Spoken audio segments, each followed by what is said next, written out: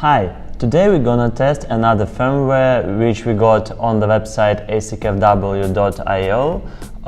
This firmware is distributed for free, but they have their fee. It's around 1.8%. We're gonna test this firmware with configuration of PSU 2.7 watts, Antminer S9, and also we're using immersion cooling, of course. I really hope that this firmware will be much better than the previous one. We'll give you the link in the description, and let's start. So let's go to the firmware, which is here. I already downloaded and installed, so we don't need to do it right now. You see here our pool data, the worker, the passwords, everything is great. What about the settings in here? We have the function disable fan check immersion cooling only. Of course we enable it because we have immersion cooling, we don't need fan check. We have here ASIC boost option. Oh, it's cool, really cool. Let's put some in our table. Okay, here ASIC boost 1, yes, it's here. Of course you should know that we have this table under our video in YouTube, so you can watch it there and compare many firmwares. Now there is only 2, but nevertheless there will be more. We are going back to our firmware. What we see here, global frequency, the maximum is 1175, we'll put it in the table. Maximum frequency, okay.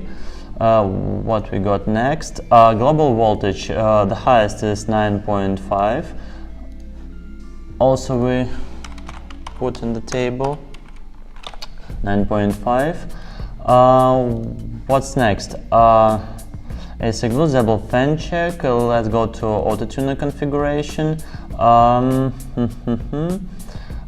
will use manual a little bit later. Now we should check one more thing, which are watchdogs. It's nice, we have watchdogs. If the temperature is above the number we mentioned, it will reboot the ASIC. And also we have watchdog, which is watching what hash rate we have. So let's put the info in our table. Watchdogs, hash rate, yes, temperature, yes. Nice. As we saw, we have manual tune here. It's great. As far as I remember, there is no SSH option to change the port. No antivirus, no integration, config multiplier is not available, no function find miner, and about redirect payment. I saw something right there. This is very nice function. It's some kind dev fee for yourself. If you want to get your own dev fee, please welcome. So it's cool. We put here 1. So we have here, and of course we forgot about dev fee, which is 1.6 to 1.8%. Okay, now we will go to auto-tuner configuration. We will pick manual before we go to general, just in case. We see here we will put maximum. Okay, we will put here maximum. We will save and apply. Then we will go to, okay, wait. It asks us to wait. It takes a few seconds, don't worry.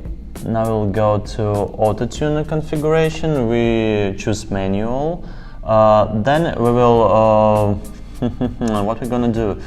We're gonna go from 9.4 to maximum, and with the frequency the same, we will choose 8.75.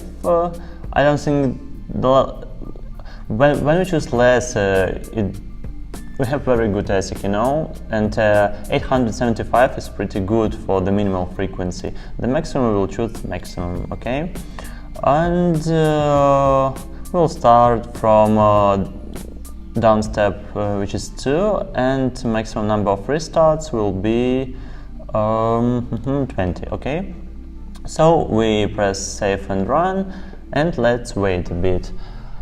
Autotune log show us nothing. I hope something will appear in a second. Yes, it's starting, which is pretty cool. Now we need to wait, and after it we will check the results. So, as we set up everything, we will leave the firmware working for a night, and tomorrow we will come back and check the results. Okay, it's been a day since we started our chip autotune, and now let's check what the results are. The first I want to know is miner status, what is the hash rate, and I already see it's 0. I don't know, the average is 2.8, but we still see that in real time it's 0. Something must be really wrong.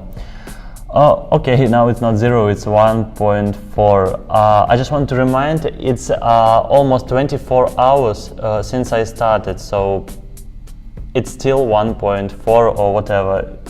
It's not much better than 0. Anyway, we will go to manual chip frequency, and we will check here. As I can see, we have frequency stopped on 1150. That's not what chip autotune is supposed to do. We see that every single chip still has the same frequency. It downstepped from 1175 only once, and still pretty every chip is red. So we will try something else. So let's apply some changes in chip autotune settings. I think we can switch frequencies downstep to 1 and maximum number of restarts to 30. I hope it will give us some better results than before. Okay, I click save and run. We will see. It often takes like 5 minutes, I don't know. I hope it will do a better job than before. Okay, we see it's working. We waited a little bit more than 5 minutes, it's been 16. Nevertheless, let's check out what's going on in the log. Nothing is going in the log. Okay, we can check everything by ourselves. Here we see there were some attempts to fix. Oh, I see a lot of green chips, but still a lot red. Okay, let's check now miner status. It's 4.3 terahashes. It's better than before, but do you mine with 4.3 terahashes? Seriously? Okay. I have still some ideas how can we improve this, so we will continue to try. Okay guys, I decided to try out some profiles which developer made by himself. We can find it in a miner configuration, autotuner configuration. Before we used manual setting, profile. Now we will try the most powerful one. 18.3 terahashes are expected. Okay, I click this. This goes by default. Here I think we leave frequencies downstep 2 and maximum numbers of restarts 20. Okay. Okay, we will go to general settings again. I want to leave here default voltage, and frequency will be 650 right here. Okay, and here we go. Save and apply. We are waiting for changes to be applied. Let's wait if they ask. In a minute, probably. Okay, now we're going to autotune and 18.3. Here, as I said, 2, 20, save and run. Okay, now we're waiting, and we'll be right back with the results. As I really wanted to get some satisfying results, the firmware heard me, and now we have 18.3 terahashes, which is pretty cool. We will go to manual chip frequency config to see how it's going. Let's wait a bit. Okay, as we see, only one chip is yellow. Okay, now it's not yellow. Anyway, they are green, pretty all of them. But I have something to say about that is how really chip autotune should work. I know this ASIC can give 20 plus terahashes, and as you can see, everything is green, but it's still not 20, it's 18. The problem is hidden in the chip autotune itself. Here it doesn't work, and I will explain why. Every single chip here has the same frequency as all chain has, and the firmware isn't trying to fix every single one. I mean to downstep, for example, this one to get more, or this one. Everywhere is 8.50. That's how it doesn't work, okay? But I still wanna get 20 or around 20, so I will put some magic. Let's see how it goes. So that is what we got. We see here 19.1.2 terahashes per second, and this is the best result we ever had with this firmware. I wanna make sure you see how it works actually. Some chips are really fixed, but still, second.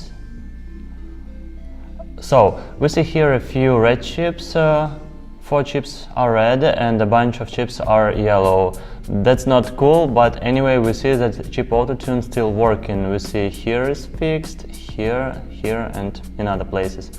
Okay, let's watch how did I do it. Let's go to general settings. Here I set global frequency to 950 and global voltage was 9.4.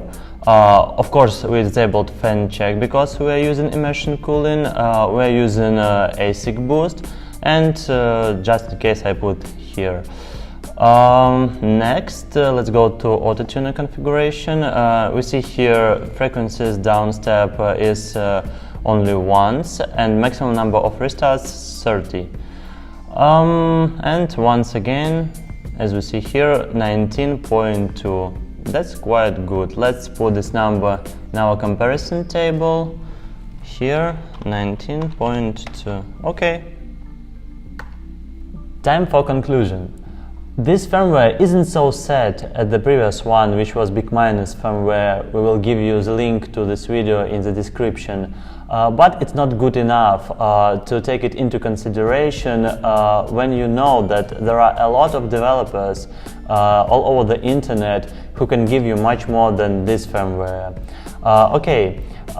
And some words to developers.